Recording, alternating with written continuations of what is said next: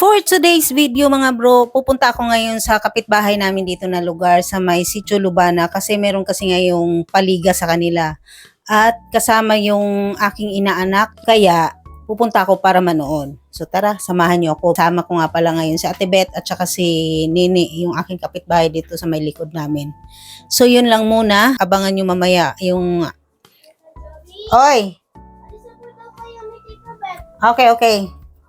So ayan, tinatawag na ako, kaya abangan nyo na lang mamaya kung anong mangyayari sa aming panunood doon. So ayan mga bro, hindi pala kami natuloy kanina sa panunood ng basketball kasi ang nangyari, itong si Ate Beth kasi sabi maliligo daw muna. Yun pala, nung time na naliligo siya, nag-uumpisa na pala yung basketball, kaya nung papunta na kami, wala na, di na kami nakaabot. So nangyari, balik na lang kami at ako'y umuwi muna dito sa bahay dahil medyo inaantok kasi ako dahil sa gabi nahirapan talaga ako matulog. Kaya ayan, higa-higa muna tayo dito sa bahay. Mamaya pupunta naman ako ng tindahan para magbantay. So ngayon dahil wala naman tao sa tindahan, dito muna tayo, pahinga-hinga ng konti.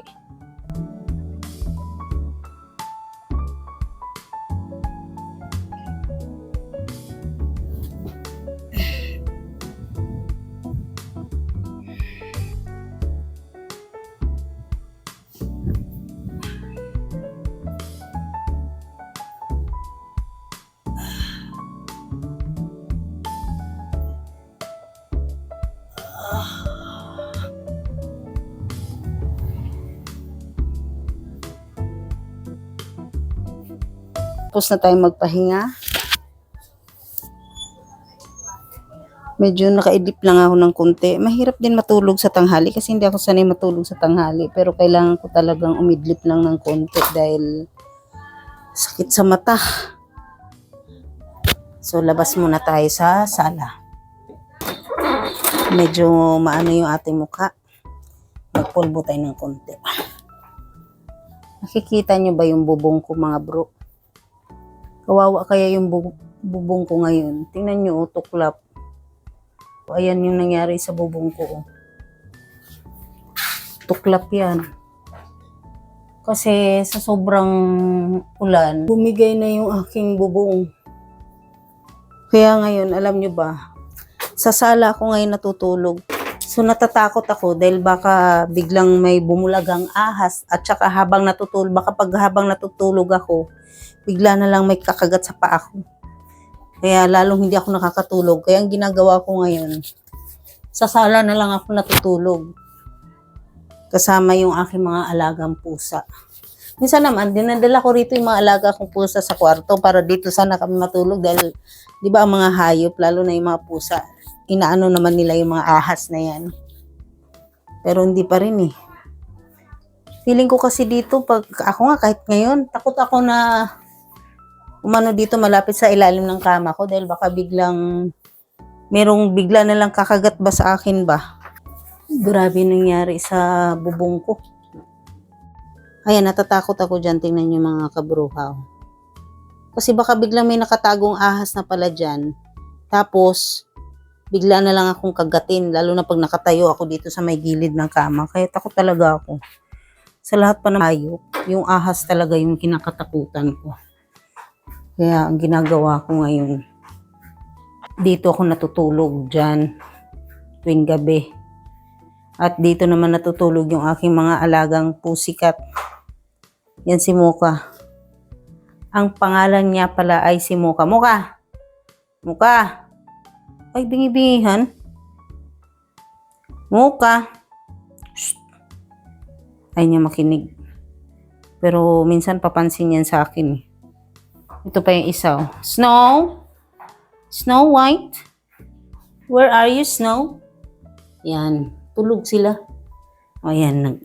Ano na. Kunwari. Diba? Oy!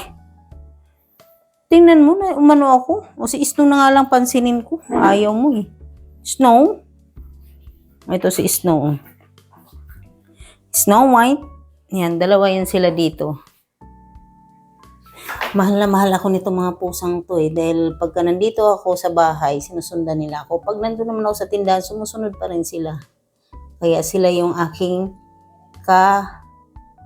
Katner. Kasi mga pusa sila kaya Katner. Di ba, Snow? Meron din ako mga alagang dragon dyan sa labas. Magpakilala ka, Panda. Yan si Panda, yan si King. At ito si Blackie. Ang aking mga Guardia Civil. Di ba, King? Ngising nga muna, King. Ngising demonyo, King. Ngising demonyo. Ayusin mo, ngipin. Labas. Sinabi ko bang papasok? Labas lang. Ngising demonyo nga, King. King. King?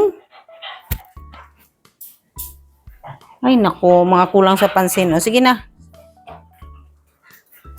Alam nyo ba kung ano yung ginagamot ko kapag masakit ang aking puson? Ito yan guys, oh.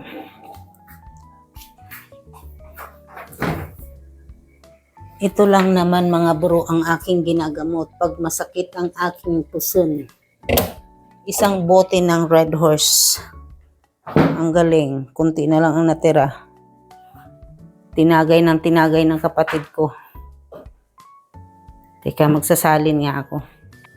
Tagay na tayo mga bro.